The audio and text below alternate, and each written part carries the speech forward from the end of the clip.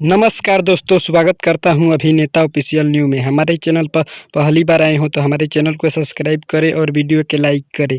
ये खबर है खेसारी लाल यादव जी के कव्वाल होली गीत के बारे में, जिस होली गीत का नाम है बंदर डालेगा अंदर। उसी के बारे में बहुत ही बड़ी जानकारियाँ देने वाला हूँ दोस्तों। वीडियो को पूरा देखें तभी समझ में आएगी हमारी सारी बातें आप लोगों को। इस गाने को लिखे हैं कृष्णा बेदर्दी और म्यूजिक दिए हैं आर्या शर्मा और गाए हैं खेसारी लाल यादव जी और शिल्पी राज ने। जी हाँ दोस्तों, खेसारी लाल यादव जी और शिल्पी राज ने इस गाने को गाए हैं। गाने को आज ही सुबह 6:15 पर रिलीज कर दिया गया है blue beat Bhojpuri YouTube channel पर। अभी तक इस गाने को आप लोग नहीं देखे हैं तो कृपया जाकर blue beat Bhojpuri YouTube channel पर जाकर देख सकते हैं। और ये गाना 29 नंबर ट्रेंडिंग में भी चल रहा है, जो कि सामने स्क्रीन पर आप लोग देख सकते हैं। उम्मीद करता हूं कि ये खबर आप लोगों को अच्छी लगी हो तो हमारे चैनल को सब्सक्राइब करें और वीडियो के लाइक करें और साथ ही कमेंट करें कि वीडियो कैसी लगी। मिलते हैं नेक्स्ट वीडियो में किसी बवाल खबर के साथ। जय हिंद, जय भोजपुरी।